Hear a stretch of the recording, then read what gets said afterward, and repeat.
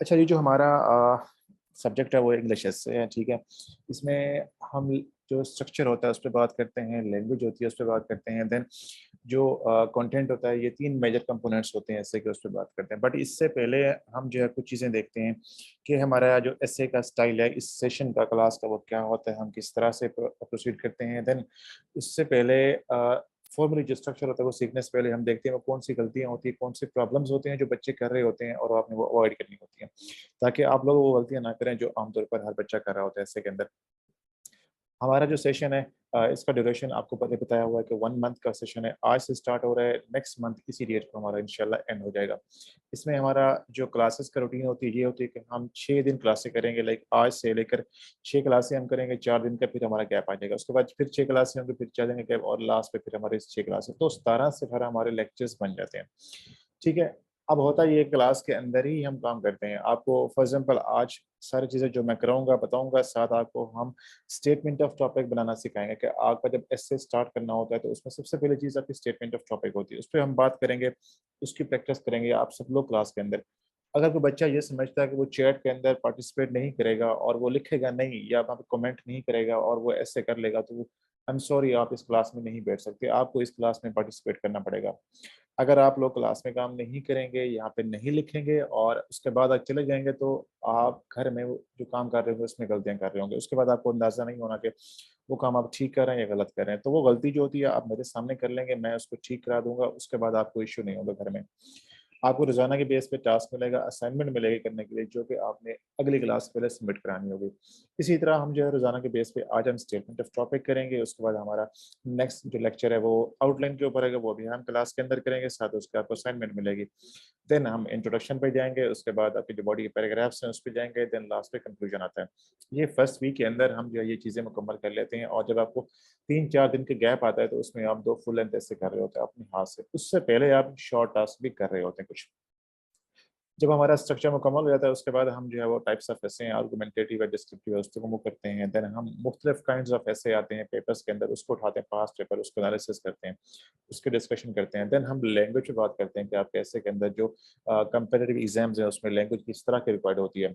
उसके बाद हम कंटेंट पे बात करते हैं कि अब कंटेंट किस तरह का होता है, उसे कैसे इकट्ठा कर सकते हैं, अपने एसे को जो है कैसे बेहतर कर सकते हैं, जो आपके एरियाज़ हैं उसको कैसे आइडेंटिफ़ाई करना है, उस पे डाटा कलेक्शन कैसे करनी है, क्या आपको चाहिए होगा, कहाँ-कहाँ से आप डाटा कलेक्ट कर सकते हैं, ये सारी चीज़ें। उसके बाद हम जो है सारे फुल लेंथ ऐसे कर रहे होते हैं, उसके बाद जैसे ही हमारा स्ट्रक्चर मुकम्मल होता है 1 हफ्ते के बाद, उसके बाद हम सिर्फ फुल लेंथ ऐसे ही कर रहे होते हैं। हमारी कोशिश ये होती है कि हर तरह के ऐसे जो पास्ट पेपर में आए हैं, जितने भी टाइप्स के, कैटेगरीज़ के, नेचर के ऐसे आते हैं, वो आप लोगों को प्रैक्टिस कराई जाए। ठीक है? और क्लास में भी डिस्कशन हो जाती है, आप लोग सवाल कर सकते हैं, ग्रुप के अंदर भी कर सकते हैं, जो चीज़ें पूछनी होंगी आप लोग पूछ सकते हैं। ठीक है। उसके बाद जो मैंने बच्चों को बताया कि हमारी पहली 2 क्लासें होती हैं वो सबके लिए फ्री होती हैं, उसके अंदर हर बंदा आ सकता है, अटेंड कर सकता है। तीसरी क्लास में सिर्फ हम उन बच्चों को रखते हैं जो फिर फीस सबमिट कराते हैं और हमारे साथ जो चलते हैं। क्योंकि 2 क्लासें इसलिए फ्री हैं कि सब लोग आएँ इसके अंदर देखें, और उनको अगर लगता है कि ये जो सिस्टम है हमारा क्लास चलाने का निज़ाम है या ऐसे का स्टाइल है, इनको सूट कर रहा है और वो इसे सीख रहे हैं, उसको फ़ायदा हो रहा है, तो वो फीस सबमिट करा दें। अगर उनको लगता है कि वो यहाँ से उनको फ़ायदा नहीं हो रहा, तो वो बिल्कुल भी उससे ज़रूरत नहीं है, वो यहाँ क्लास से जा सकते हैं, कोई इश्यू नहीं होता उनको, ठीक है? अच्छा जी, आज का जो हमारा क्लास है, लेक्चर है, उसमें हम क्या चीज़ें डिस्कस करेंगे? जी, मेरे पास एक शॉर्ट सा इसका जो सिनॉप्सिस है, नंबर 1 के हम ये देखते हैं कि एसे में लोग क्यों फेल होते हैं, वो क्या रीज़न्स होती हैं जिसकी वजह से फेल होते हैं। देन हम छोटा-सा जो है वो देखते हैं कि सीएसएस और पीएमएस कैसे, उसमें कोई फ़र्क होता है, अगर होता है तो कहाँ पे कैसे होता है, वो हम डिस्कस करेंगे। देन उसके बाद हम आमतौर पर जो आपका सीएसएस पीएमएस में एसे होता है और बाकी एसे होते हैं, उसके अंदर क्या फ़र्क होता है और हमने क्या करना होता है। उसके बाद टाइप्स ऑफ एसे, टॉपिक्स की जो होती हैं हमारे पास, जो आ रहे होते हैं, जो हमने तैयार करने होते हैं, उसको हमने देखना होता है। उसके बाद कि एग्ज़ामिनर की क्या अप्रोच होती है, वो आपसे क्या एक्सपेक्ट कर रहा होता है। लाइक बच्चों में एक कन्फ्यूजन ये होती है कि एग्ज़ामिनर क्या चाहता है, लाइक किस तरह का ऐसे पास हो सकता है, क्या चीज़ें होंगी ऐसे में तो पास हो जाएगा, या किन चीज़ों से ऐसे फेल होता है, वो चीज़ें भी हम डिस्कस करेंगे। देन हमारे पास जो सीएसएस में ऐसे आते हैं, किस कैटेगरी के, किस नेचर के, किस टाइप्स के आते हैं, वो भी हम डिस्कस करेंगे लास्ट में, के हमारे पार्ट्स ऑफ ऐसे, और यहीं से हम स्टेटमेंट ऑफ टॉपिक की तरफ मूव कर जाते हैं। अच्छा जी, मैं आपको जो कॉजेज़ ऑफ एस्से है फेलियर की जो रीज़न्स हैं, उस पे जाने से पहले मैं आपको एक छोटी-सी बात सुनाता हूँ यहाँ पर, ये आपके सामने लिखी हुई है। जब मैंने ऐसे करना स्टार्ट किया तो हमारे उस्ताद थे, उन्होंने एक बात हमें समझाई थी। उन्होंने एक एक फ़िक्रा कहा था, वो कहते हैं कि देखो पेपर 11 होते हैं सीएसएस पीएमएस में और इम्तिहान 1 होता है और वो होता है एस्से का। ठीक है ना? ये बात बहुत गहरी बात है, इसको बहुत से लोग समझते नहीं हैं। अब इसका मतलब ये है कि जो आपका एस्से है ना, वही आपका इम्तिहान है। सीएसएस हो या आपका पीएमएस है, उसके अंदर अगर आपका इम्तिहान होता है, तो सिर्फ़ एस्से का होता है। अगर वो पास करते हैं, दैट मीन्स कि आप इम्तिहान पास कर जाते हैं। और ऐसा देखा गया है कि 98% 99% केसेज़ में जो लोग एस्से पास करते हैं, उनका सीएसएस या पीएमएस पास हो जाता है। तो ये फ़िक्रा, ये सेंटेंस है, ये एक उनके बताई हुई बात है, इसको मैंने समझा और मैंने इस पे अमल किया। आप लोग भी इस बात को बड़े अच्छे से समझें और इस पे अमल करेंगे। इसका ये मतलब ये है कि आपने अपने एस्से को कभी जो है वो लाइट नहीं लेना, इसको हमेशा सीरियस लेना है, इस पे काम करना है, जो आपके प्रॉब्लम्स हैं, फ्लॉज़ हैं। इवन 2 दिन पहले जब पीएमएस केपी का एस्से का पेपर आया और बच्चों के होश उड़ गए। इवन जो टीचर्स थे बहुत सारे, वो भी कन्फ्यूज़ थे कि ये क्या हो रहा है, लाइक उस तरह के ऐसे बच्चों को नहीं करवाए गए थे। तो आपको तैयार होना पड़ता है। और ऐसे जब आता है तो ज़हर है, आपके पास ऑप्शन नहीं होता, आपने उसे करना होता है। या तो आप उसे करेंगे या आप पेपर से उठ के जाएँगे।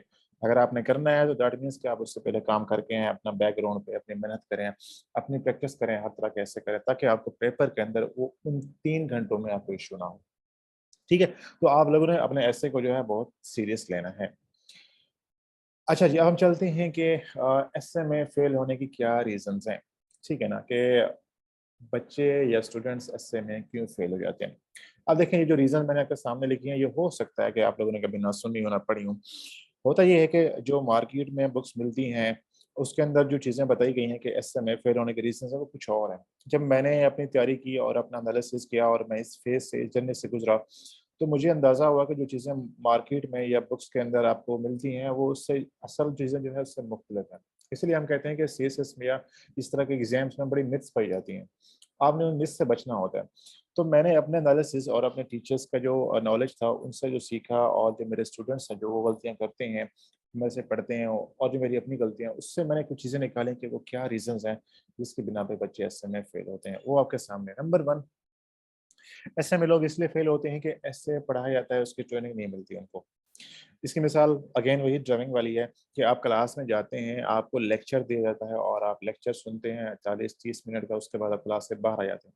आपने कलम भी नहीं चलाया, आपने जो कुछ लिखा ही नहीं है, ठीक है? जब आप क्लास में नहीं लिखते, प्रैक्टिस नहीं करते, आपकी ट्रेनिंग नहीं होती, तो फिर क्या होता है कि आप ऐसे में फेल हो जाते हैं। तो हमेशा मेरा ये स्टाइल है कि बच्चों को क्लास में जो है वो उनको क्लास में ही बिठाओ, ठीक है? और उसको क्लास में ही काम कराओ और जब वो जाएँ क्लास के बाद घर के लिए जो काम मिलेगा तो उसको उस घर के काम के लिए उसे इश्यू नहीं होगा, मसला नहीं होगा। लेकिन अगर वो क्लास में काम नहीं करेगा, पार्टिसिपेट नहीं करेगा और वो ये समझता है कि वो रिकॉर्डिंग से या यूट्यूब से लेक्चर देखकर ऐसे कर लेगा, तो ऐसा नहीं है। आप देख के बातें समझ सकते हैं, लेकिन जब आप उसे प्रैक्टिस करते हैं तो आप गलती कर रहे होते हैं। आप गलती करेंगे तो उसको ठीक करने वाला बंदा नहीं होगा क्लास। तो इसीलिए अपने क्लास में ही काम करना है और इसलिए इससे आपका तब पास हो सकता है जब आप उसकी ट्रेनिंग ले रहे होते हैं। नंबर 2, ऐसे में लोग इसलिए फेल होते हैं कि रॉन्ग सिलेक्शन ऑफ टॉपिक लेते हैं, ठीक है ना? आमतौर पर जो आप एग्ज़ाम में जाते हैं, जब मैंने भी दिए तो मैंने देखा कि जैसे ही एस्से का पेपर आता है बच्चों के पास और मैंने देखा कि मेरे आस-पास जो लोग बैठे होते हैं, वो पहले 10-15 मिनट के अंदर जो है वो 10-10 सफ़े भर चुके होते हैं, ठीक है? हालाँकि मैं जो है वो अपने एस्से को प्रॉपर्ली एक उसका स्टाइल होता है, टॉपिक सिलेक्शन है, उसको ऑर्गनाइज़ करना है, रेफ़र करना है, चलाना है। तो लोग क्या करते हैं कि रॉन्ग सिलेक्शन ऑफ टॉपिक करते हैं, तो उससे वो ऐसे में फेल हो जाते हैं। 2 सफ़े लिखते हैं, 3 सफ़े लिखते हैं, 4 सफ़े लिखते हैं, उसके बाद वो एक्सपोज़ हो जाता है और एग्ज़ामिनर को पता है कि ये इसने एक्सपोज़ हो जाना है। ठीक है, उसे 2 मिनट लगते हैं आपका पर्चा छोड़ने में और अगला पर्चा उठाने में। उसमें कहना है कि बच्चे आप अगले साल आ जाना।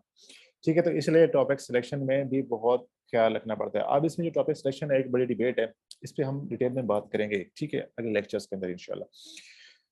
अच्छा, उसके बाद नंबर 3 कि जो बच्चे एस्से कर रहे होते हैं, वो ये समझते हैं कि जितने बाकी एस्से के स्टाइल्स हैं, एकेडमिक एस्सेज़ हैं, कॉम्पिटिशन के एस्सेज़ होते हैं, स्कूल्स में, कॉलेजेस में, यूनिवर्सिटीज़ में, उस वो जो एस्से होते हैं, आप यहाँ पे लिख सकते हैं, तो उससे आपका एस्से पास हो जाएगा, ऐसा नहीं होता। ठीक है ना? आपको वो स्टाइल भूलना पड़ेगा, आपको उससे वो छोड़ना पड़ेगा। अगर आपने सीएस और पीएमएस कैसे पास करना है, तो वो जो एस्से आपसे डिमांड की जाती है, जिस स्टाइल का लिखा हुआ, तो आपने वो सीखना है और वो स्टाइल मैं आपको सिखाऊँगा। आप अगर उस तरह से लिखते हैं, उसका एक स्ट्रक्चर है प्रॉपर, उसमें स्टेटमेंट ऑफ टॉपिक होता है, उसके अंदर एक आउटलाइन होती है, इंट्रोडक्शन होता है, उसके बॉडी के पैराग्राफ्स होते हैं, टॉपिक सेंटेंसेस होते हैं, उसका कंक्लूजन होता है, वो सारी चीज़ें होती हैं। अगर आप वो स्टाइल फॉलो करते हैं तो आप कभी ऐसे में फेल नहीं हो सकते। नंबर 3 नंबर 4 पे ये है कि लोग ऐसे में इसलिए भी फेल होते हैं कि वो ऐसे लिखते नहीं हैं, ठीक है ना? मतलब मैं जानता हूँ कि बहुत सारे बच्चे मेरे पास आते हैं और वो कहते हैं कि सर हमने पहला और अपना दूसरा ऐसे जो है एग्ज़ाम हॉल में जाके लिखा था। तो मैंने कहा ठीक है, अच्छी बात है, आपने तीसरा अगले साल लिख लेना आप। मसला नहीं होता कोई इस चीज़ का, ठीक है ना? अगर आप ये गलती कर रहे हैं कि आप अपने एसे को प्रैक्टिस नहीं कर रहे, तो आप फेल हो जाते हैं सीधा। इसमें कोई जो है वो छुपी हुई बात नहीं है कि अगर आपने एसे को पास करना है तो आपको प्रैक्टिस करनी पड़ेगी। शुरू में जब आप एसे कर रहे होते हैं तो आपको बहुत टाइम लगता है, इवन पूरा दिन लगता है। आपने उस टाइम को 8 से 10 घंटे का जो टाइम होता है प्रैक्टिस, क्योंकि होता ये है कि हम लोग मोबाइल फ़ोन्स के आदी हो चुके हैं। हमारा बहुत टाइम हो गया हम लिखते नहीं हैं, और जब हम लिखते नहीं हैं तो उससे हमारा हाथ की स्पीड, हमारी जो सोचने की स्पीड है, जो हमारे लिखने की स्पीड है, वो मैच नहीं कर रही होती है। और हमने क्या करना होता है कि उस स्पीड का जो गैप होता है उसे ख़त्म करना है। तो हमारी जब स्पीड वो 3 घंटे में हम ऐसे मैनेज करने के काबिल हो जाते हैं, उस वक़्त हमारा ऐसे पास हो जाता है। तो आपने हमेशा याद रखना है कि ऐसे आपको लिखना पड़ेगा। नंबर 5 पे लोग ऐसे में इसलिए भी फेल होते हैं कि वो एसे को एक 20 नंबर के सवाल की तरह ट्रीट कर रहे होते हैं। इसकी मिसाल यूँ है कि आपने करंट अफेयर्स में, आईआर में, पॉलिटिकल साइंस में कुछ टॉपिक्स तैयार किए और आपने देखा कि वो एसे में आया हुआ टॉपिक और आपने फ़ौरन से उसको उठा लिया।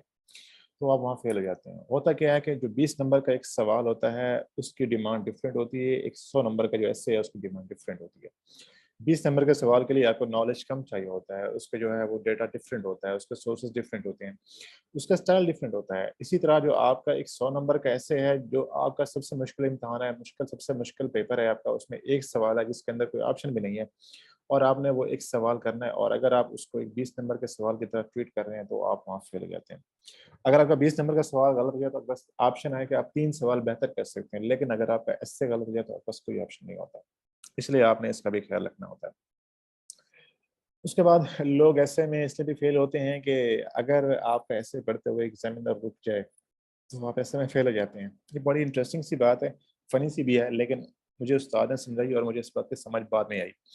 होता ये है कि अगर आपने कुछ चीज़ ऐसी बात लिख दी है जो सिर्फ़ आप ही पढ़ सकते हैं और आप ही समझ सकते हैं, तो फिर आप ऐसे में फेल हो जाते हैं। ठीक है ना? लाइक मेरे पास ऐसे आते हैं बच्चों को, इतना मुश्किल लैंग्वेज लिखी होती है, मैं उनसे कहता हूँ यार मुझे बताओ ये क्या लिखा है आपने? अब मुझे अगर किसी का ऐसे पढ़ते हुए बार-बार डिक्शनरी उठानी पड़े, हर 2 लाइन्स के बाद मुझे डिक्शनरी देखनी पड़े, तो उस ऐसे का फ़ायदा नहीं है। आप उसमें फेल हो जाते हैं। आपने ऐसी लैंग्वेज अगर इस्तेमाल कर दी है जो सिर्फ़ आप पढ़ सकते हैं और आप ही समझ सकते हैं, या आपने कोई ऐसी बात कह दी है जो ग्रामेटिकली गलत है, उसके अंदर सेंटेंस स्ट्रक्चर ही उसका गलत है, या आपने उसके अंदर ग्रामर की गलतियाँ कर दी हैं, तो आपको परेशान होने की ज़रूरत नहीं है, आप फेल हो चुके हैं।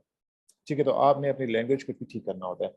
लैंग्वेज का स्टाइल होता है कि आपने सिंपल और नेचुरल जो आपका एक ओरिजिनल स्टाइल है उसको फ़ॉलो करना होता है। किसी को कॉपी करने की ज़रूरत नहीं है, किसी से इम्प्रेस होके आमतौर बच्चे क्या करते हैं कि डॉन में जो स्टाइल अडॉप्ट होता है उसी को उठा के वो कर रहे होते हैं।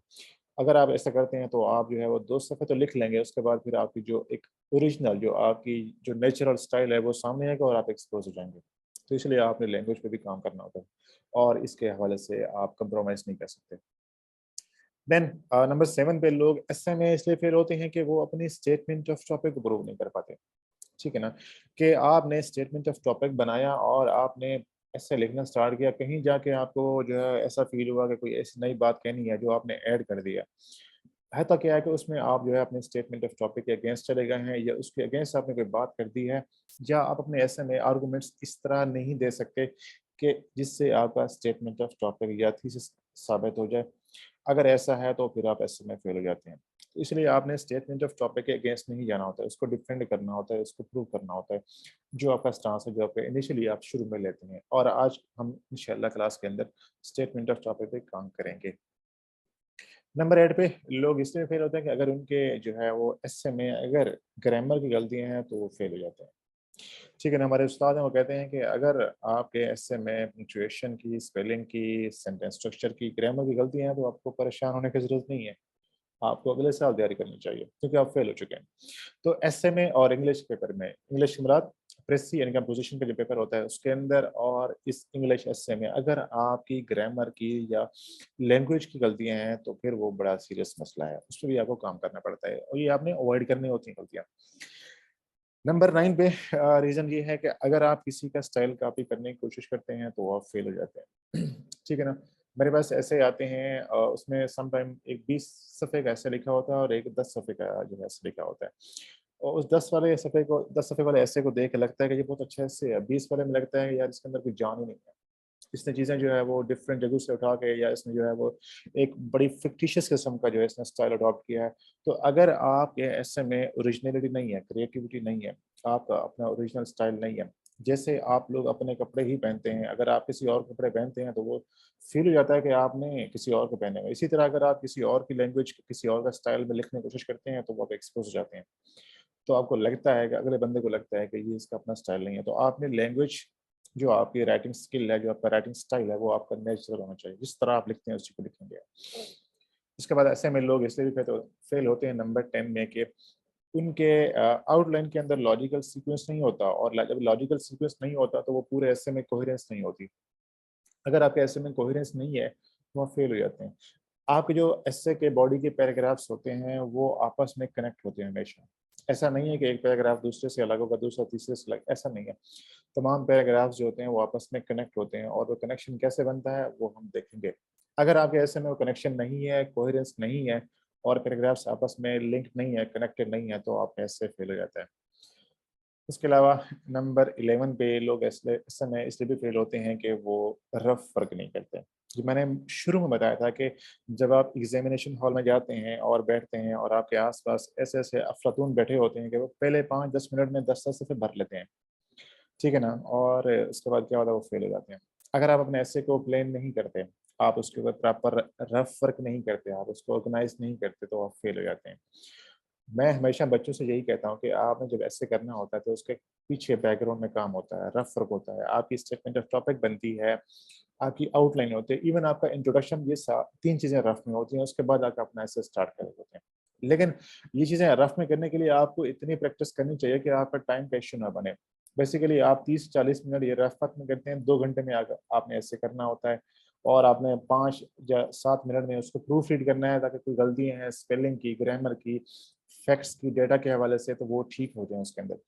तो आपकी स्पीड इसमें बहुत मैटर करती है और आपका रफ वर्क भी मैटर करता है। अब इसका सॉल्यूशन क्या है? मतलब इतने रीज़न्स हैं लोगों के ऐसे के फेल होने के, तो इसका हल क्या है? भई इसका हल एक है, जिसको हम कहते हैं फ़िरका चालीसिया, कि आप लोगों ने एसे में 40 नंबर लेने हैं। ठीक है, ये बड़ी सिंपल सी बात है लेकिन अक्सर बच्चों को ये बात समझ नहीं आती। अगर आपका एसे में टारगेट 70 नंबर लेने का है, तो वो क्या होता है कि वो जो ज़ीरो है कभी शुरू में आ जाएगा। ठीक है? तो आपने हमेशा बड़ा रियलिस्टिक लेना है। आपको ये समझने की ज़रूरत है कि आपके 12 पेपर्स हैं और उसमें सबसे लीथल और सबसे जो रिस्की सब्जेक्ट है, पेपर है, वो आपका एसे का होता है। अगर आपने एसे पास कर लिया, तो आपने इम्तिहान पास कर लिया, लेकिन अगर आपने एसे फेल किया, तो आपने इम्तिहान फेल किया। बहुत सारे लोग हैं, वो ज़िंदगी भर उनको ये अफ़सोस रहता है कि काश उनका एसे पास हो जाता, काश उनका एसे पास हो जाता। अब इसका क्या हल है कि आप लोगों ने बड़ा रियलिस्टिक रहना है। आपने अपने जो गोल्स रखने हैं ऐसे के हवाले से वो 40 नंबर के हैं। टॉप 20 को उठा लें इस साल के, जिन लोगों ने वाली लोकेशंस ली हैं इस साल, उनमें से टॉप 20 को उठाकर देख लें, आपको मेजॉरिटी 80 टू 90% लोग जो हैं टॉप 20 में, उनके नंबर कितने हैं? 40, 42, 40, 42, इससे ऊपर नंबर नहीं है। भई आपने सिर्फ़ इससे पास करना है, 40 नंबर लेने हैं। आप इससे ऊपर जो लेके जाएँगे वो आपकी मेहनत है, आपका हार्ड वर्क है और आपका जो है वो उसका रिवॉर्ड मिलता है आपको।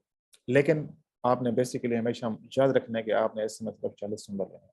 अगर आप 40 नंबर ले लेते हैं तो आपकी गेम बड़ी आसान हो जाती है। लेकिन अगर आप 40 नंबर नहीं लेते और 39 पे गिर जाते हैं, फिर बड़ा मसला हो जाता है आपके लिए।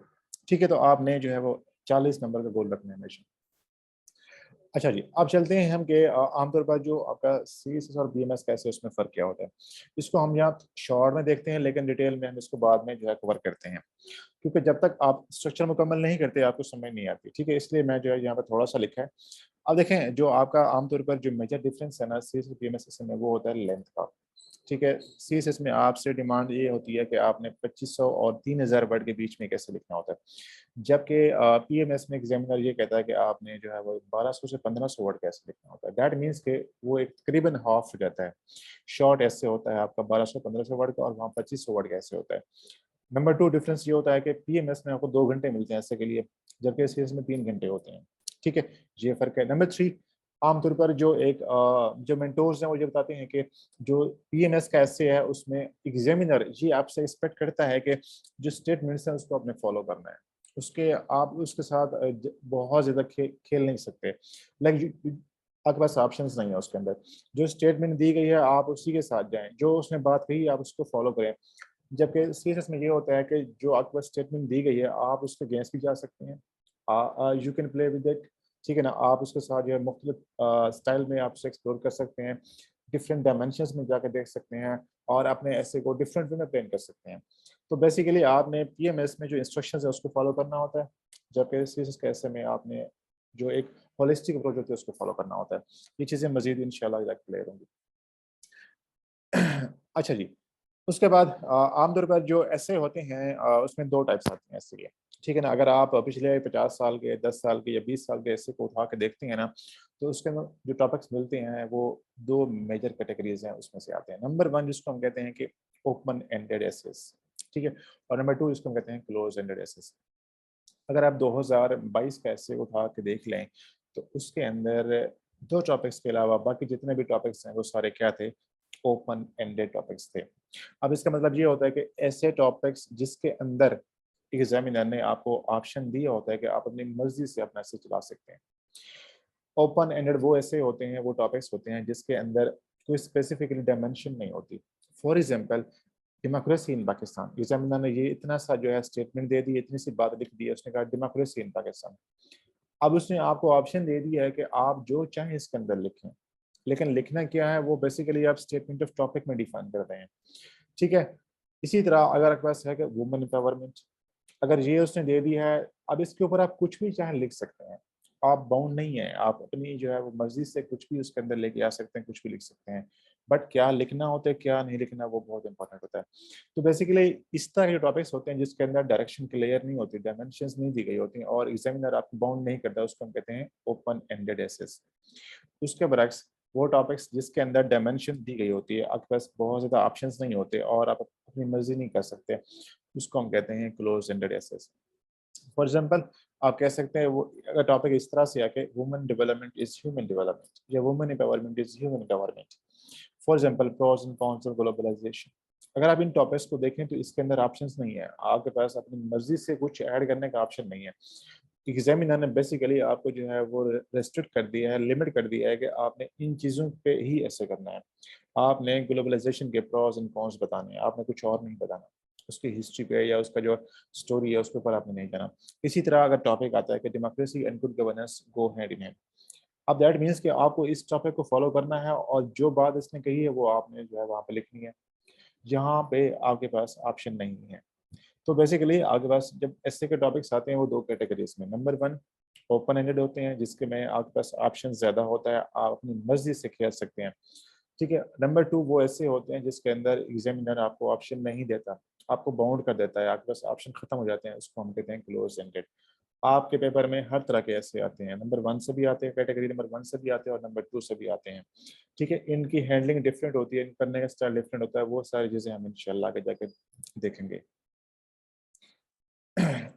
अच्छा जी, अगर हम बात करें कि वो कौन से एरियाज़ हैं जहाँ पे ऐसे आते हैं, लाइक कौन-कौन से ऐसे फ़ेवरेट एरियाज़ हैं या मोस्ट एक्सपेक्टेड टॉपिक्स हैं, मोस्ट कॉमन एरियाज़ हैं जिसमें ऐसे आते हैं, तो उसको अगर हम देखें तो वो 2 कैटेगरीज़ में आते हैं। नंबर 1 एक वो हैं जो इंटरनेशनल इश्यूज़ हैं और उसके बाद जो दूसरी कैटेगरी है उसको कहते हैं नेशनल जो डोमेस्टिक इश्यूज़।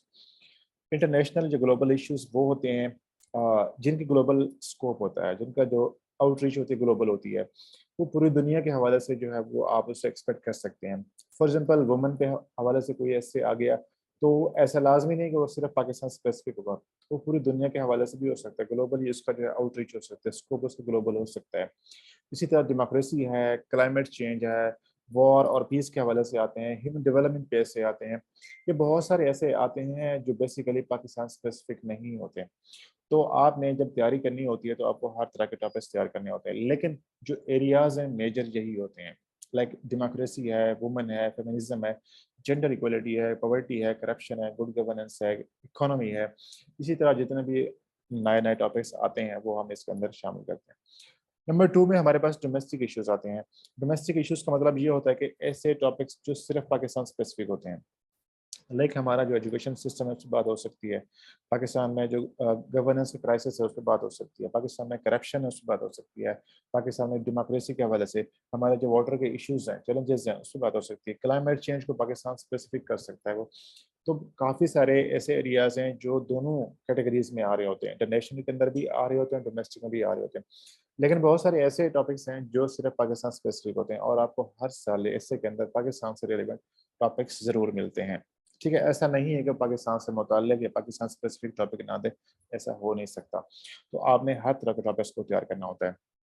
उसके बाद चलते हैं हम कि जो एरियाज़ हैं मैंने यहाँ पे लिख दिए हैं कि मेन डेमोक्रेसी है, वुमेन है, क्लाइमेट चेंज, वार्मिंग है, उसके बाद इकोनॉमी है, एजुकेशन, इस्लामोफोबिया, वाटर। ये छोटी सी लिस्ट है मैंने यहाँ पे लिखी है, लेकिन टॉपिक्स तो बहुत ज़्यादा हैं, वो हम इंशाल्लाह करेंगे, प्रैक्टिस करेंगे सारे। एक और चीज़ जो मैं यहाँ पे बताना चाह रहा हूँ, बहुत इंपॉर्टेंट है, डिस्कस करनी है, वो ये है कि 2016 बड़ा इम्पोर्टेंट ईयर था, क्योंकि उस साल जो है वो आपका सिलेबस चेंज हुआ था। ठीक है, 2016 में फर्स्ट टाइम जो है वो जब सिलेबस चेंज हुआ तो एग्ज़ाम हुए थे, और उसके बाद से 2017 में जो एसए का पेपर आया था बहुत ही मुश्किल था। सीएसएस की बात कर रहा हूँ मैं। ठीक है, और उसमें कहते हैं कि बहुत ही मुश्किल एग्ज़ाम था वो। उसके बाद से मैंने ये देखा है कि जो एग्जामिनर है वो आम तौर पर जो एसए के टॉपिक्स आते रहे हैं उससे हट के बात कर रहा होता है। लाइक अब 2022 का जो अभी पीएमएस का एग्जाम हुआ है, कभी मैं उसको आप उठा के देख लें। ठीक है ना, इसी तरह आप 2017 को उठा के देख लें, 2022 को उठा के देख लें आप। तो आपको हर साल जो है एग्जामिनर एक डिफरेंट अप्रोच और डिफरेंट डायमेंशंस में जाके एसए लेकर आता है वो। ठीक है, अब उससे आपने कैसे डील करना है, आपने कैसे तैयारी करनी है कि आप जिस तरह का एसे आया तो आप उससे हैंडल कर सकें। अब उसका हल ये होता है कि आप जिस तरह के एग्जामिनर आपको टॉपिक्स दे रहे हैं, आप उस तरह के टॉपिक्स को ही प्रैक्टिस करें। एक ज़माना था, एक वक़्त था कि जो है बहुत ही ओपन एंडेड और बहुत सिंपल किस्म के एसे आते थे। उसमें इंटरनेट इतना दूर नहीं था, लाइक उसमें इतना वायरल नहीं था। अब जो है वो हर बंदे के पास जो है वो मोबाइल है, इंटरनेट है, उस पास एक्सेस है। वो जो चाहे कर सकता है, देख सकता है। अब एग्जामिनर ने भी इस चीज़ को देखा है कि अब हर बंदा जो है अपने घर पे बैठ कर तैयारी कर रहा होता है। तो अब इन्फॉर्मेशन इतनी एक्सेसिबल हो चुकी है कि एग्जामिनर को जो है वो आउट ऑफ द वे जाना पड़ता है।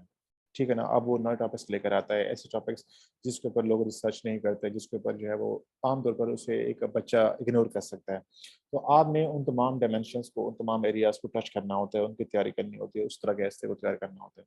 एक और चीज़ जो है कि एग्जामिनर पहले एक किसी पर्टिकुलर खास एस्पेक्ट पे या टॉपिक के ऊपर ऐसे देता था। अब वो क्या करता है कि वो दो टॉपिक्स को कंबाइन कर देता है। फॉर एग्जांपल उसने कहा कि democracy and illiteracy can not move together. ठीक है, अब उसने डेमोक्रेसी और एजुकेशन को कंबाइन कर दिया। इसी तरह उसने कहा कि great Nations win without war. ठीक है, तो अगर आप पेपर्स को उठा के देख लें 2016 के बाद से, तो बहुत सारे ऐसे टॉपिक्स हैं जो बड़े अनएक्सपेक्टेड हैं, बहुत ही यूनिक किस्म के एरियाज हैं, टॉपिक्स हैं। तो इनको हैंडल करने का तरीका ये है कि आपको इस तरह की प्रैक्टिस करनी पड़ेगी। मतलब जो ट्रेडिशनल स्टाइल होता है वो तो आप कर रहे होते हैं, जो टॉपिक्स हैं वो कर रहे होते हैं, लेकिन आपको जो एक्सपेक्टेड एरियाज हैं, एक्सपेक्टेड टॉपिक्स आते हैं, जिस तरह के स्टेटमेंट्स आती हैं, उनकी तैयारी भी करनी पड़ती है, और इंशाल्लाह मैं आपको इस सेशन में वो भी कराऊंगा ताकि आप लोग उस काबिल हो जाएं। उसके बाद हम चलते हैं कि एक बात आपने हमेशा याद रखनी है कि जो एसए का एग्जामिनर है वो हमेशा आपके लिए सरप्राइज लेकर आता है। ठीक है ना, 2022 का जो पीएमएस का एसए हुआ है वो बच्चे यही कह रहे हैं कि इट वाज क्वाइट शॉकिंग, कि हमारे लिए बहुत शॉकिंग था ये। बिल्कुल ऐसा है, जब मैंने खुद देखे उसको ऐसे के टॉपिक्स, तो मैं आई वाज नॉट एक्सपेक्टिंग कि ऐसा कुछ होगा। तो आपने इस बात के लिए तैयार रहना है कि एग्जामिनर एसए के अंदर आपके लिए सरप्राइज लेके बैठा होता है। ठीक है, टॉपिक्स बिल्कुल नए आते हैं, एरियाज वही हो सकते हैं, लेकिन डोमेन्स, डायमेंशंस, टॉपिक्स, जो स्टेटमेंट्स होती हैं ट्विस्ट हो सकती हैं, और वो स्टार्ट में ऐसा लगता है कि बहुत पजलिंग है, बहुत परेशान करना, शॉकिंग है, लेकिन अगर आप उसको बड़ी केयरफुली देखते हैं, अगर आपने प्रॉपर प्रैक्टिस की है, तैयारी की है, हर तरह का ऐसे हैंडल करना सीख लिया है, तो उसके बाद आपके लिए इशू नहीं होता। ठीक है, तो आपने बट ये याद रखना है कि आपके लिए सरप्राइज होता है हमेशा ऐसे के अंदर। अच्छा जी, अब ये है कि जो मैंने बता दिया कि सेफेस्ट ऑप्शन क्या है, कि हम कैसे तैयारी कर सकते हैं, वो यही है कि आपको हर तरह के ऐसे करने पड़ेंगे।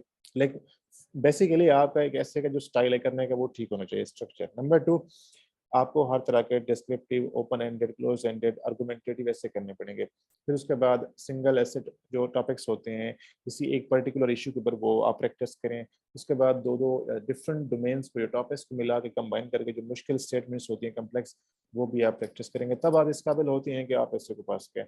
तो हम इस सेशन के अंदर उसी अप्रोच को फॉलो करते हुए आप लोगों को प्रैक्टिस करवाते हैं।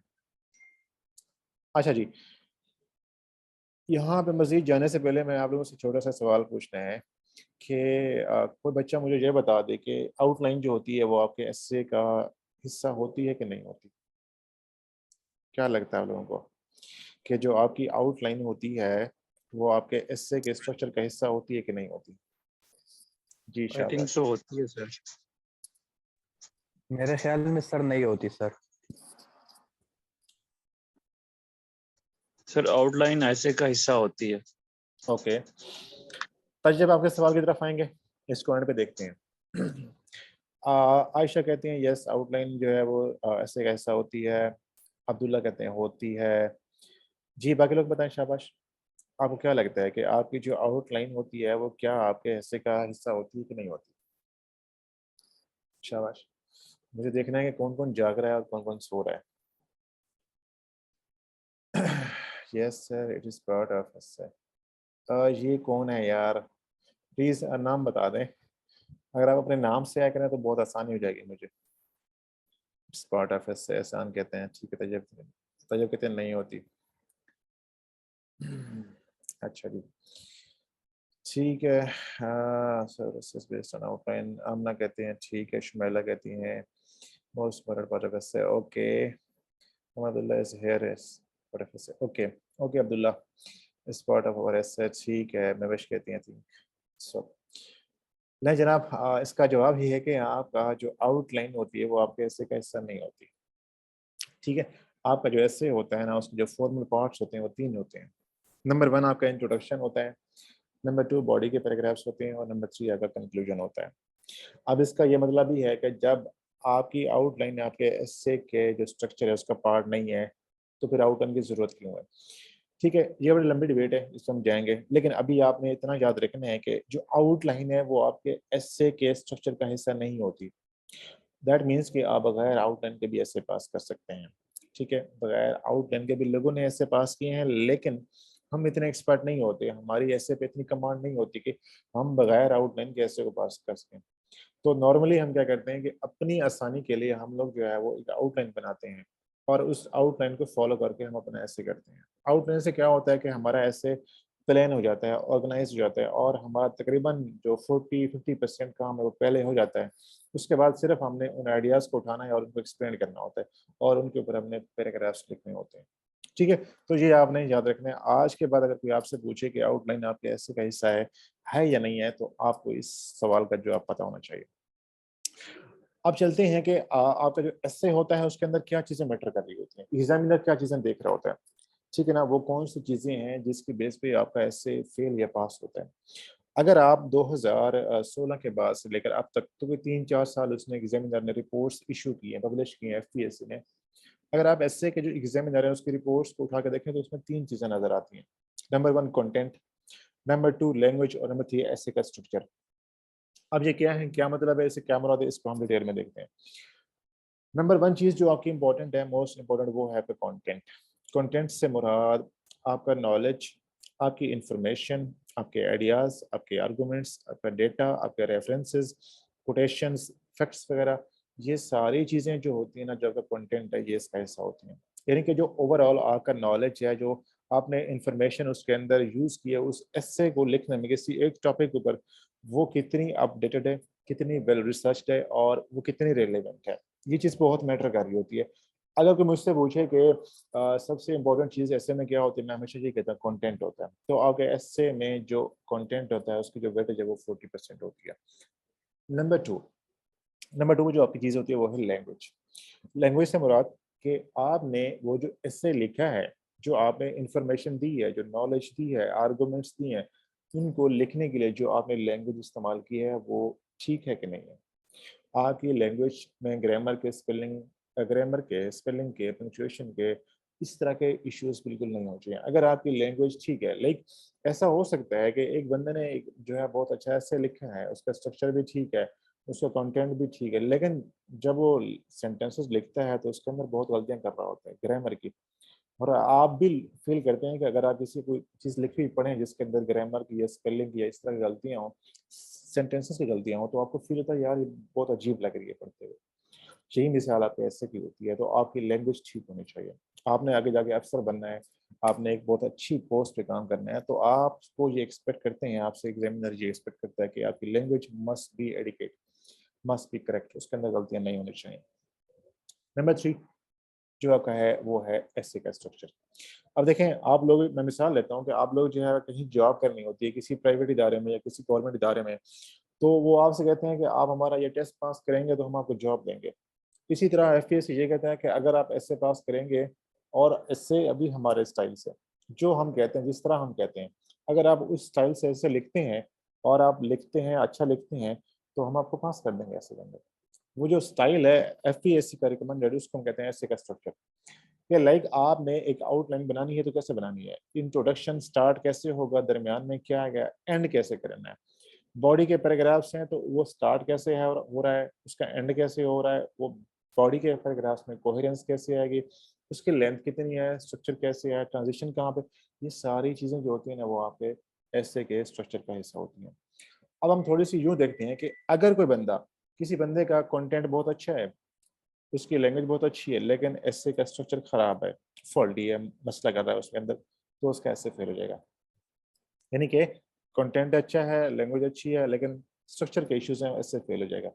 नंबर 2 सिनेरियो ये है कि उसकी जो लैंग्वेज है बहुत अच्छी है, जो स्ट्रक्चर है बहुत अच्छा है उसका, लेकिन कंटेंट, उसका जो नॉलेज है रेलिवेंट नहीं है, आइडियाज उसके उसके अंदर जो है वो बहुत ही पुराने, उसके अंदर उसने फैक्ट्स लिख दिए हैं, डेटा दे दिया है, जब बातें उसकी रेलिवेंट नहीं है, स्ट्रॉन्ग किस्म के आर्गूमेंट्स नहीं है, ऐसे फेल हो जाएगा उसका।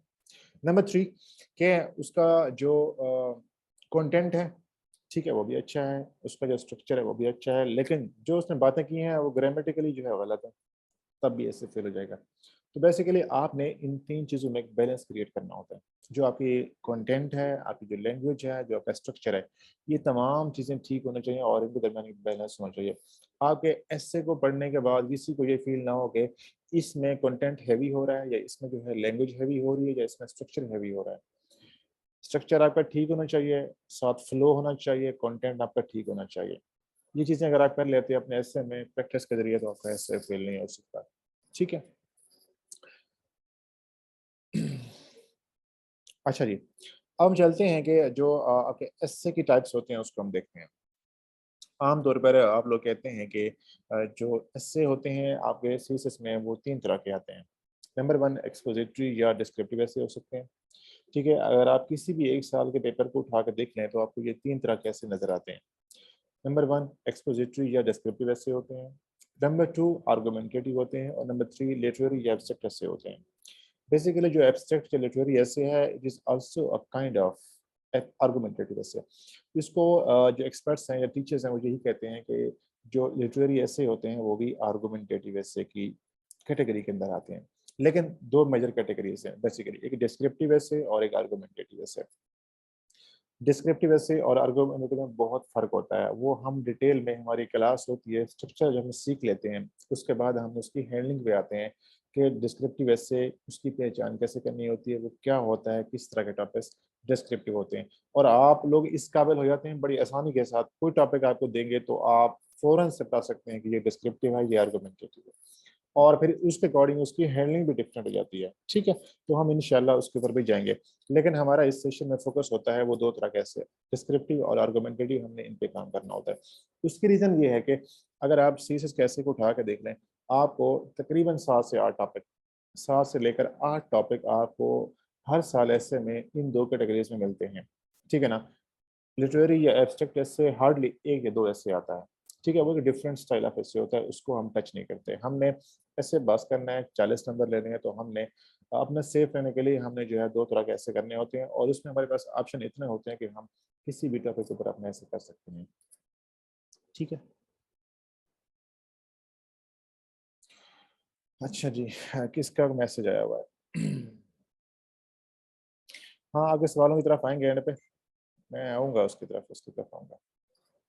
अच्छा जी, हम चलते हैं अब थोड़ा-सा जो है वो हम डिस्कशन को आपके एस्से के जो सेशन है उसकी तरफ लेके जाते हैं। अभी हमने जो बातें की हैं वो थोड़ा-सा एक एस्से के बारे आप यूँ समझ लें कि ओवरव्यू था। वो जो बेसिक फंडामेंटल इश्यूज़ होते हैं, मिस्टेक्स होती हैं वो कैसे आपने उनसे बचना होता है। फिर उसके बाद एस्से के बारे में कि उसकी टाइप्स होती हैं, टॉपिक्स की कैटेगरीज़ होती हैं, उसकी नेचर, वो सारी चीज़ें हमने देखी। अब हम थोड़ा मूव करते हैं एस्से के स्ट्रक्चर की तरफ। जो आपका एसे है उसमें बेसिकली 3 चीज़ें होती हैं, जैसे मैंने बताया। नंबर 1 इंट्रोडक्शन होता है, नंबर 2 आपके बॉडी के पैराग्राफ्स होते हैं और नंबर 3 आपका कंक्लूजन होता है। उससे पहले आउटलाइन आती है जो बेसिकली आपके एसे का हिस्सा नहीं होती, लेकिन हम करते हैं उसको और हम स्टार्ट भी आउटलाइन से ही करते हैं अपने एसे। लेकिन आउटलाइन करने से पहले एक काम हमने और करना होता है, उसको हम कहते हैं statement of topic. Statement of topic के बारे में आप लोगों को कुछ पता है? आप लोग मुझे बताएँ कि स्टेटमेंट ऑफ टॉपिक क्या होती है? जिसको हम थीसिस स्टेटमेंट भी कहते हैं या स्टेटमेंट ऑफ टॉपिक भी कहते हैं। आप सब मुझे बताएं कि स्टेटमेंट ऑफ टॉपिक से क्या मुराद है? शाबाश, चैट में बताएंगे आप लोग। जो बच्चा क्लास में पार्टिसिपेट नहीं करेगा मैं उससे जो है उसका नाम लेके उसे बताऊंगा कि आपने क्लास में पार्टिसिपेट नहीं किया। तो इसलिए आप लोगों ने जो है वो बड़ा एक्टिव रहना है क्लास के अंदर, काम करना है क्लास में। शाबाश, मुझे बताएं कि आपके ख्याल में, आपके पॉइंट ऑफ व्यू में, जो आपकी अंडरस्टैंडिंग है, समझ है, उसके मुताबिक स्टेटमेंट ऑफ टॉपिक क्या होती है? इस स्टेटमेंट से क्या मुराद होता है? आप लोग जब सुनते हैं कि आपके एसे के अंदर जो है वो स्टेटमेंट होना चाहिए या आपके एसे के अंदर थीसिस होना चाहिए, तो उससे क्या मुराद है? क्या समझते हैं आप? उससे क्या मतलब मिलता है आपको? जी शाबाश, आप लोग बताएं। सर आप मुझे टाइप करके बताएं, तो ये टाइप करना है, आपने बोलना नहीं है अब, ठीक है? आप लोग बता।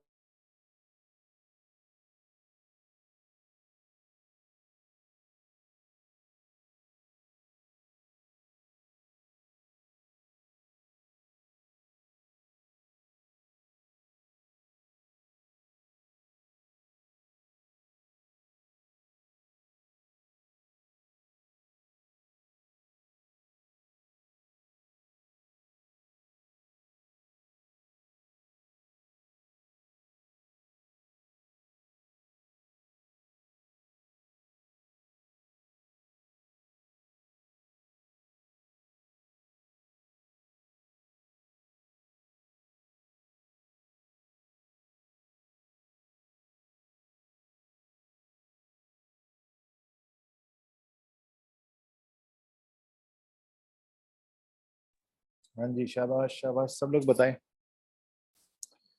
अच्छा जी, मेरे पास सबसे पहले आया है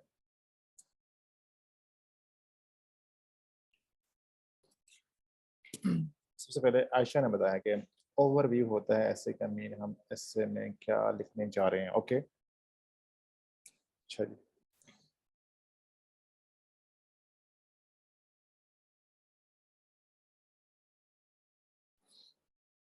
अच्छा, उजाला कहती हैं कि our stance is thesis statement. Okay, Abdullah कहते हैं सर हमारा view plus way forward. Okay,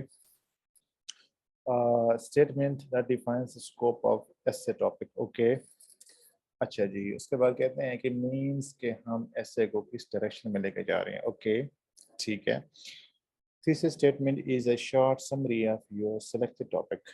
अच्छा जी, ठीक है। महवेश कहती हैं कि main point of the writing. Okay, answer to the question which is asked by the examiner. अच्छा जी, ये जितनी भी बातें की हैं आप लोगों ने बिल्कुल ठीक है, लेकिन एक मुकम्मल जवाब मुझे नहीं मिला। किसी बच्चे ने एक चीज़ बताई है तो किसी ने दूसरी, किसी ने तीसरी। स्टेटमेंट ऑफ टॉपिक के बारे में वो कौन सी चीज़ें हैं, उसके अंदर क्या क्या होता है, किस तरह से बनती है, वो हम अभी डिस्कस करेंगे। अब लोग बोर तो नहीं हो रहे? कोई बच्चा अगर लगता है किसी को थक गया है या किसी को बोर हो रहा है तो मुझे बता दें। हमारी इनिशियल जो क्लासेस होती थोड़ी सी लंबी होती हैं, ठीक है, उसके बाद हम जो है क्लासेस को शॉर्ट कर लेते हैं। जी शाबाश। हाँ जी, बिल्कुल ठीक है। We can take this positively या नेगेटिवली। हाँ जी, आपका स्टांस होता है। अच्छा जी, जो आप स्टेटमेंट ऑफ टॉपिक है उसके बारे में आपको सिंपली यूँ समझाता हूँ कि सबसे आसान लैंग्वेज में, सबसे आसान लफ्ज़ों में, कि जब भी कोई चीज़ आप पढ़ते हैं, आपके सामने कोई स्टेटमेंट आई है, कोई टॉपिक आया है, आपने उसको देखा है और आपके माइंड में एक उसके बारे में एक आइडिया डेवलप होता है, ठीक है। वो जो आइडिया डेवलप होता है वो क्या होता है? उसको हम कहते हैं स्टेटमेंट ऑफ टॉपिक या थीसिस स्टेटमेंट, ठीक है। जो चाहे लफ्ज यूज करें, मैं इसको स्टेटमेंट ऑफ टॉपिक बोलता हूँ इसको। यानी कि आपने एक लफ्ज पढ़ा या कोई टॉपिक पढ़ा या कोई स्टेटमेंट पढ़ी और आपके माइंड में एक आइडिया डेवलप हुआ उसके बारे में, वो जो एक आइडिया डेवलप होता है उसको हम कहते हैं स्टेटमेंट ऑफ टॉपिक। लेकिन मसला ये होता है कि जो इनिशियली जो आपका स्टेटमेंट ऑफ टॉपिक बनता है, जो बिल्कुल स्टार्ट में बनाते हैं, बहुत इमेच्योर होता है, बहुत रफ होता है। आपने उसको रिफाइन करना होता है, उसके ऊपर जो है उसको बेहतर करना होता है, उसके अंदर आपने जो है ट्विक्स करनी होती है, उसको चेंज करना होता है, उसको चीज़ें आपने उसके अंदर एडजस्ट करनी होती हैं। और ये चीज़ कैसे होती है? ये प्रैक्टिस से होती है। इनिशियली आप लोगों को फील होगा कि 1 या 2 दिन में आपको इशू होगा स्टेटमेंट में, लेकिन एक लेवल ऐसा आता है 3-4 दिन के बाद आप लोग जो है वो स्टेटमेंट ऑफ टॉपिक बड़े आराम से बनाना शुरू कर देते हैं, क्योंकि हम रोजाना के बेस पे ये काम करते हैं। ठीक है, तो आपने अभी के लिए इतना समझना है कि जो स्टेटमेंट ऑफ टॉपिक है वो उस टॉपिक के बारे में आपका एक आइडिया होता है जो आप पढ़ते हैं। अब इसमें जो डिफरेंट टीचर्स हैं सॉरी, जो डिफरेंट टीचर्स हैं वो ये कहते हैं कि जो स्टेटमेंट ऑफ टॉपिक है वो आपके सवाल का जवाब होता है। ये बात भी ठीक है कि जो आपसे सवाल किया गया है उसका जवाब आपने किस तरह दिया है, जवाब दिया है कि नहीं दिया, ये भी इंपॉर्टेंट चीज़ है। लाइक ऐसा होता है कि इससे हमें कुछ और पूछा गया है और बच्चे लिखना कुछ और शुरू कर देते हैं। लाइक मिसाल के तौर पर उसने पूछा है कि good governance is the only की टू सक्सेस, या good governance is the only way forward Pakistan. अब बच्चे क्या करते हैं कि वो बताएं गुड गवर्नेंस क्या होती है, उसके फीचर्स क्या होते हैं, वो क्यों जरूरी होती है, लेकिन वो इस बात का जवाब नहीं दे रहे कि गुड गवर्नेंस पाकिस्तान के लिए क्यों जरूरी है। लाइक वो इस पे बहस ही नहीं कर रहे, इस पे आर्गूमेंट्स नहीं दे रहे। तो आपने जब सवाल का जवाब देना होता है वो रेलिवेंट होना चाहिए। तो आपसे जो स्टेटमेंट दी गई है, जो आपने ऐसे उठाया है, उसके ऊपर आपने जो स्टेटमेंट ऑफ टॉपिक बनाई है, क्या उसके अंदर उस सवाल का जवाब मिल रहा है कि नहीं मिल रहा, ये चीज़ें आपने देखनी होती है। लेकिन इससे हम थोड़ा सा अगर ऊपर जाते हैं, इसको मजीद जो है एक्सप्लोर करें, तो हमें नज़र आता है कि जो स्टेटमेंट ऑफ टॉपिक है उसको हम एस्से के ऊपर जो आपका मेन थीम होता है या जो आइडिया डेवलप होता है या स्टांस होता है वो भी हम कह सकते हैं इसको। बेसिकली जो आपका स्टेटमेंट ऑफ टॉपिक है उसके अंदर 3 चीज़ें नज़र आती हैं। उसके अंदर 3 चीज़ें हमेशा नज़र आएंगी। नंबर 1 कि आपका एस्से का स्कोप क्या है। ठीक है, जो आपने टॉपिक लिया है उसकी जो अपने स्टेटमेंट ऑफ टॉपिक बनानी है उसमें आपके एस्से का स्कोप नज़र आना चाहिए। नंबर 2, आपके एस्से की डायरेक्शन नज़र आनी चाहिए कि आपका एस्से किस साइड पे जा रहा है। और नंबर 3 लास्ट पे ये होता है कि आप उस एस्से को किस अप्रोच के साथ करना चाह रहे हैं, या आपने जो एस्से करना है उसमें अप्रोच क्या इस्तेमाल हो रही है। आपकी जो एक आइडियल स्टेटमेंट ऑफ टॉपिक है उसके अंदर हमेशा 3 चीज़ें रिफ्लेक्ट होती हैं। Number 1 scope of essay, number 2 direction of your essay, और नंबर 3 कि आपकी जो अप्रोच है वो एस्से को डील करने की, लिखने की, उसे चलाने की, वो क्या है, ये 3 चीज़ें नज़र आती हैं। ये आपने याद रखना, नंबर 1 चीज़ स्टेटमेंट के बारे में। नंबर 2 जो चीज़ है वो ये है कि आप जो स्टेटमेंट ऑफ टॉपिक है वो जेनेरिक होगी, जनरल होगी, स्पेसिफिक नहीं होगी। लाइक आपने कोई ऐसा स्पेसिफिक पॉइंट मेंशन नहीं करना जिससे आप बाउंड हो जाते हैं। स्टेटमेंट ऑफ टॉपिक जो होती है ना वो आपका एक बाउंड्री होती है।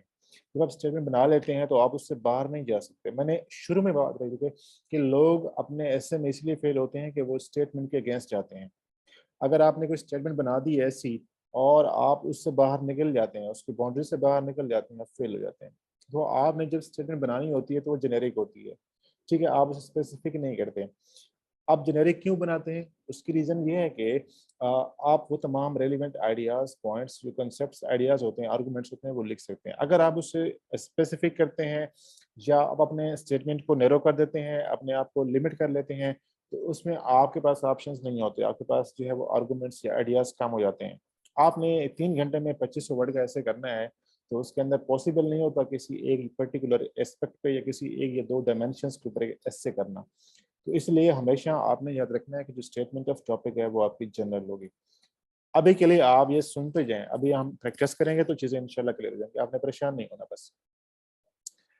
अच्छा जी, उसके बाद हम देखते हैं कि स्टेटमेंट जो है वो बनती कैसे है, कैसे बना सकते हैं और किस तरह से है।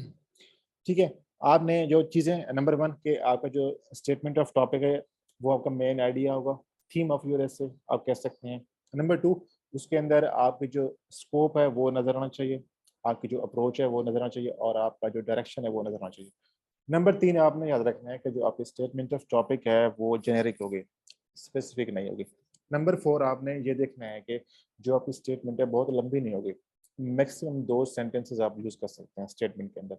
बेसिकली जो लफ्ज है स्टेटमेंट ऑफ टॉपिक, ठीक है, इसके ऊपर स्टेटमेंट्स नहीं लिखा हुआ, ये एस नहीं लगा हुआ, स्टेटमेंट लिखा हुआ है। तो आइडियली और इसको अगर देखा जाए तो ये एक सेंटेंस बनना चाहिए, होना चाहिए। लेकिन आपको एग्जामिनर जो टीचर्स हैं वो इतना अलाउ करते हैं कि आप स्टेटमेंट के अंदर 2 सेंटेंसेस लिख सकते हैं।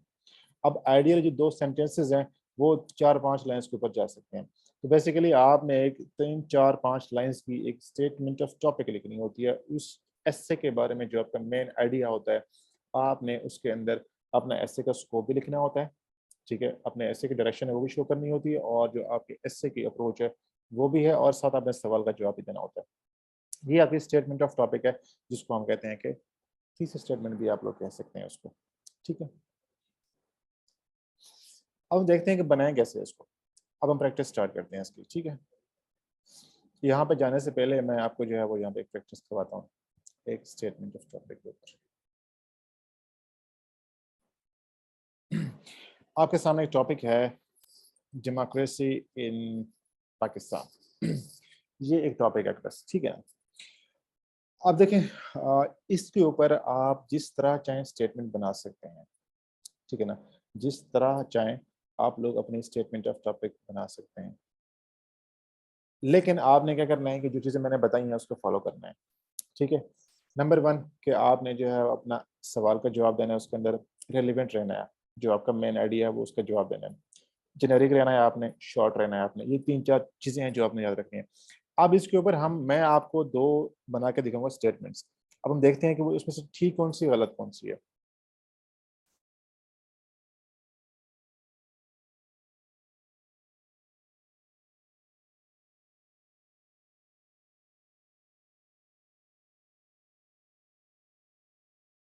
ये एक मिनट, क्यों जा रहा है इधर?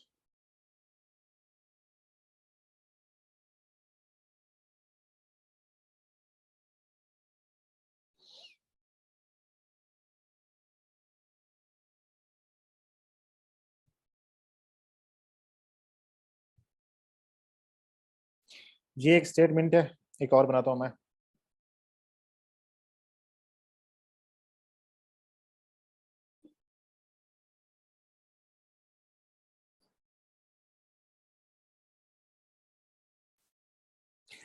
अच्छा, ये 2 स्टेटमेंट्स हैं एक ही टॉपिक के ऊपर, ठीक है। पहली स्टेटमेंट ये है कि democracy in Pakistan has seen a dark past due to several reasons. दूसरी है कि democracy in Pakistan has seen a dark past due to military interventions. कोई बच्चा मुझे बता सकता है कि इनमें फ़र्क क्या है? शाबाश। कोई बच्चा मुझे बता सकता है कि इन 2 स्टेटमेंट्स में फ़र्क क्या है?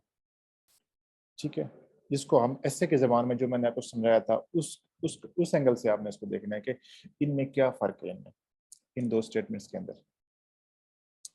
हाँ जी, शाबाश, बिल्कुल ठीक है महवेश, बिल्कुल ठीक है।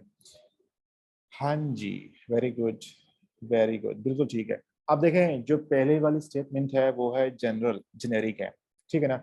यानी कि जब हमने ये कहा कि पाकिस्तान में democracy has seen a dark past due to several reasons, तो हमने several, various, numerous, a number of इस तरह के लफ्ज यूज करके हम क्या करते हैं कि वो तमाम जो रेलिवेंट रीजंस हैं, फैक्टर्स हैं, वो अपने हम स्टेटमेंट के अंदर शामिल कर लेते हैं।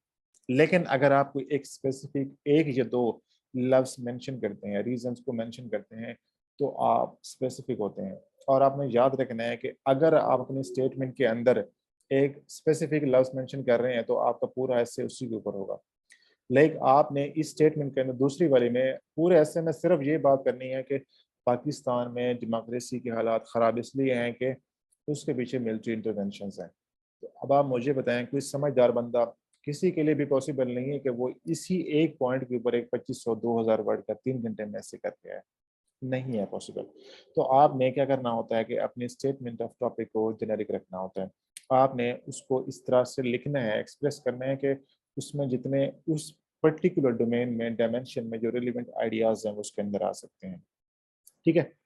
ये है आपकी जो है स्पेसिफिक और जनरल का। अब एक और चीज हम देखते हैं कि मैंने इसके अंदर यही वाले स्टेटमेंट क्यों बनाई है।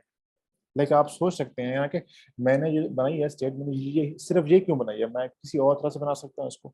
आप बिल्कुल बना सकते हैं, आप अपनी इस तरह के टॉपिक्स पे जो ओपन एंडेड एसेज होते हैं उसमें आप अपने स्टेटमेंट किसी तरह बना सकते हैं, लेकिन आपने याद रखना है कि जब आप स्टेटमेंट बना रहे होंगे तो उसके अंदर आपने सिर्फ वही बात करनी है जिसके ऊपर आप लिख सकते हैं।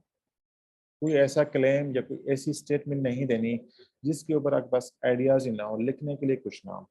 तो आपने याद रखना है कि जब भी आप स्टेटमेंट ऑफ टॉपिक बनाएंगे तो उसके अंदर आपने वो बात करनी है जिसके ऊपर आपके पास लिखने के लिए आइडियाज हों, जिसके ऊपर आप जो है वो लिख सकते हैं, जिसमें आपके पास रेलिवेंट पॉइंट्स होने चाहिए। ठीक है, तो मैंने यहाँ पे ये लिखा कि democracy in Pakistan has seen dark past due to various reasons.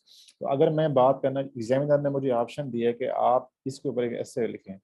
अब मैंने स्टेटमेंट बड़ी सेफ बना दी है, मैंने वो रीजंस लिखनी है तो मैं आराम से लिख सकता हूँ। लेकिन अगर इसके बजाय मैं कोई ऐसी बात कह दूँ बड़ी मुश्किल सी, मतलब ओके किस्म की इंग्लिश यूज़ करूँ और उसके अंदर मैं कोई ऐसी बात कह दूँ जिसके ऊपर मेरे पास कोई आर्गूमेंट्स ही ना हो, लिखने के लिए आइडियाज़ ही ना हो, तो मैं वहाँ फंस जाऊँगा। तो आप लोगों ने इसका ख्याल रखना है कि जब भी आप बनाएंगे स्टेटमेंट ऑफ टॉपिक तो वो आपने जेनेरिक रखनी है। नंबर 2, आपने उसे शॉर्ट रखना है। नंबर 3, वो रेलिवेंट इस तरह से होनी चाहिए कि उसके ऊपर आप बात कर सकते हैं, उसके ऊपर आप आर्गूमेंट्स दे सकते हैं, जिसके ऊपर आप लिख सकते हैं। ठीक है, अच्छा जी, अब चलते हैं, हम देखते हैं कि स्टेटमेंट की जो कैटेगरीज होती हैं वो क्या होती हैं। हम जब भी बनाते हैं स्टेटमेंट ऑफ टॉपिक तो वो 3 कैटेगरीज में आती है। नंबर 1 वो वन डायमेंशनल होती है, दूसरी जो है वो 2D में हो सकती है और तीसरी जो है वो 3D में हो सकती है। अब इसमें फ़र्क क्या होता है? जो वन डायमेंशनल है वो स्टेटमेंट होती है जिसके अंदर एक पर्टिकुलर आइडिया डिस्कस हो रहा होता है, एक पर्टिकुलर एस्पेक्ट डिस्कस हो रहा होता है। लाइक अगर आप इस स्टेटमेंट को देखते हैं, ये पहले वाली है, इसके अंदर हमने क्या लिखा है? हमने लिखे हैं रीजंस, ठीक है ना, कि डेमोक्रेसी के फेल होने के रीजंस लिखे हैं। अगर मैं यूं करूं, बट इट्स फ्यूचर, ठीक है ना, अगर मैं इसको यूं करूं कि जो रीजंस हैं उसके बाद मैं एक और एस्पेक्ट है, एक और डायमेंशन है वो ऐड कर दूं, वो क्या है? वो मैं कहता हूं कि पाकिस्तान में जो डेमोक्रेसी है उसका माजी तो जो है बड़ा डार्क रहा है, लेकिन उसका मुस्तकबिल बड़ा बेहतर नजर आता है मुझे। तो अब मैंने बेसिकली 2 बातें की हैं, एक तो माजी के बारे जो रीजन है बतानी है, और नंबर 2 मैंने ये कह दिया कि उसका जो फ्यूचर है ब्राइट है। तो दैट मीन्स कि 2 डिफरेंट चीज़ें, 2 डिफरेंट एस्पेक्ट्स मैंने अपनी स्टेटमेंट के अंदर शामिल कर दी हैं। जब आप अपने स्टेटमेंट को बनाते हैं, अगर उसके अंदर सिर्फ एक आइडिया डिस्कस हो रहा होता है, एक पर्सपेक्टिव या एक एस्पेक्ट डिस्कस हो रहा होता है, तो उसको हम कहते हैं वन डायमेंशनल। अगर उसके अंदर 2 चीज़ें आ रही हैं तो वो 2D बन जाएगी, और अगर उसके अंदर 3 चीज़ें आ रही हैं तो वो 3D बन जाएगी। ठीक है ना, आप इसके अंदर मजीद ऐड करते जाएंगे पॉइंट्स या कोई ऐसा एस्पेक्ट, तो वो क्या बन जाएगी? 3D बन जाएगी। ठीक है, अभी के लिए आपने सिर्फ याद रखना है कि स्टेटमेंट बनती कैसे। अभी 1D वाली याद रखनी है या 2D वाली, इसमें कोई इतना इशू नहीं है। हम इस पे इतनी प्रैक्टिस करते हैं सेशन के दौरान, क्लास के दौरान, निज़ाम के बेस पे, और आपको घर के लिए काम मिलता है तो उसके बाद आपको जो है वो आंखें बंद करके आपको जो है मसला कभी नहीं होगा कि स्टेटमेंट कैसे बनती है, कैसे बनाती हैं। ठीक है, अच्छा जी, अभी हम एक और टॉपिक लेते हैं, उसके ऊपर बनाते हैं, फिर उसके बाद आप लोग मेरे सामने बनाएंगे।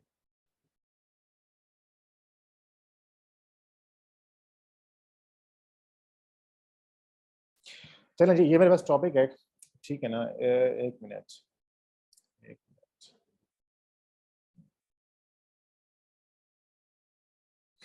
ये टॉपिक है एजुकेशन सिस्टम ऑफ पाकिस्तान। ठीक है, ये हमारे पास एक ओपन एंडेड एसए का टॉपिक है और इसके ऊपर हमने स्टेटमेंट ऑफ टॉपिक बनानी है। अब कैसे बनाएंगे? ठीक है, वो जो फार्मूला मैंने बताया उन चीज़ों को रिकॉल करना है और उसके बेस पे आपने बनाना। नंबर 1 चीज़ कि वो बात कहनी है जिसके ऊपर आप लिख सकते हैं। लेकिन अगर आप सोचें कि एजुकेशन सिस्टम ऑफ पाकिस्तान के ऊपर आप क्या बात कर सकते हैं, अगर मैं सोचूं तो मैं कह सकता हूँ कि पाकिस्तान का जो एजुकेशन सिस्टम है उसके अंदर बहुत से मसाइल है, मैं ये बात कहता हूँ। दूसरा बंदा कहता है कि पाकिस्तान का जो एजुकेशन सिस्टम है वो फेल हो चुका है क्वालिटी एजुकेशन देने में। ठीक है, एक बंदा ये बात करता है, कोई और बंदा किसी और तरह से बात कर सकता है। तो आपने ये देखना है कि आप कौन सी बात करना चाहते हैं, आप किस बात जो बात कर रहे हैं उसके ऊपर आप क्या लिख सकते हैं कि नहीं लिख सकते। ठीक है, नंबर 2, आपने वो जो बात करनी है वो जेनेरिक होनी चाहिए, उसकी जो लैंग्वेज है, टोन है, वो ऐसी होनी चाहिए, स्पेसिफिक ना हो। ठीक है, और उसके बाद आपने उसको शॉर्ट भी रखना है। तो अब मैं कहता हूँ कि there are there are a number of issues that Pakistan's education system is facing। ठीक है ना, अब मैंने ये बात कह दी है कोई और बंदा है इसको किसी और तरह से बात कर सकता है, इसी टॉपिक के ऊपर डिफरेंट स्टेटमेंट बन सकती है और इसके ऊपर सैकड़ों बन सकती हैं और सारी ठीक हो सकती हैं, लेकिन आपने अपने आप को देखना है कि आप उस पर क्या बात करना चाहते हैं। ठीक है, अब मैंने ये कहा कि there are a number of issues that Pakistan education system is facing. ठीक है, अब अगर मैं इसके अंदर एक और चीज ऐड करूं, which are affecting the country in adverse manners.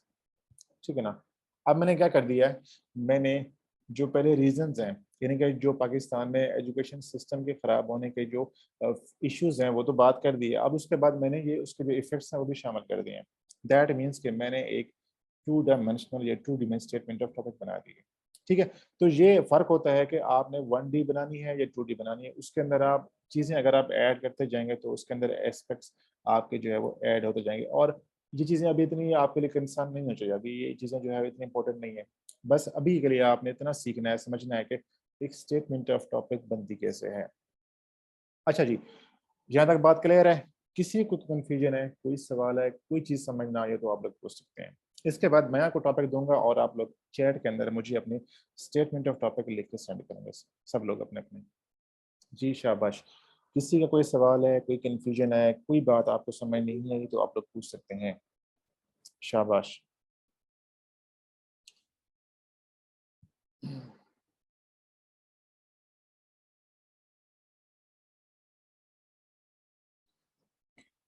Excuse me sir, जी जी।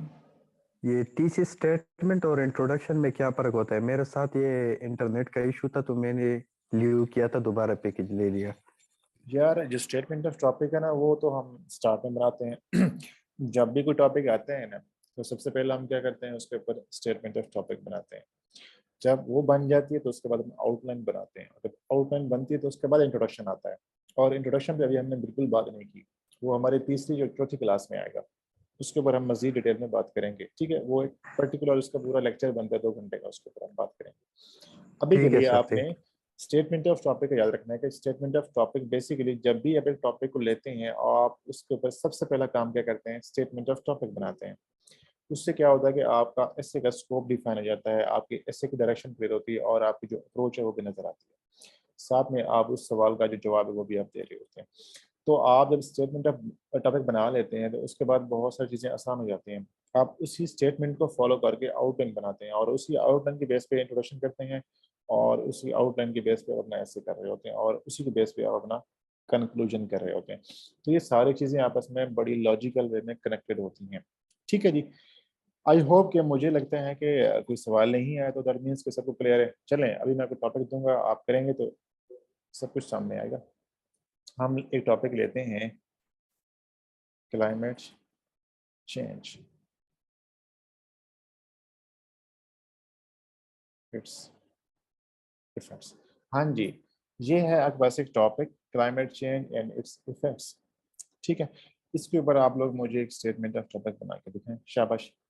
अच्छा जी, यहाँ पे एक बात बहुत इंपॉर्टेंट, अगर किसी बच्चे को लगता है कि उसने जो है वो सही नहीं बनाई स्टेटमेंट ऑफ टॉपिक, जब वो डर रहा है या सोच रहा है कि वो गलती करेगा और टीचर डांट देगा, ऐसा बिल्कुल भी नहीं है।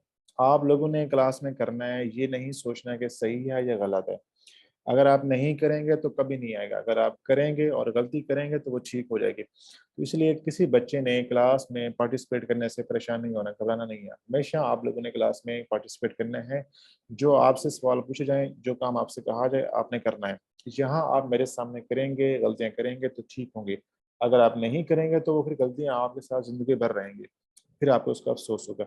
इसलिए आप लोगों ने सही या गलत का फैसला खुद नहीं करना, वो मेरे पे छोड़ना है, वो मैं आपको बताऊंगा, मैं आपको गाइड करूंगा, मैं आपको ठीक कराऊंगा। चलें जी, आप लोग अब इसके ऊपर एक सेंटेंस की, सिंगल सेंटेंस की स्टेटमेंट ऑफ टॉपिक बनाए। शाबाश, सब लोग अपनी चैट के अंदर आपने सेंड करनी है मुझे। जी शाबाश।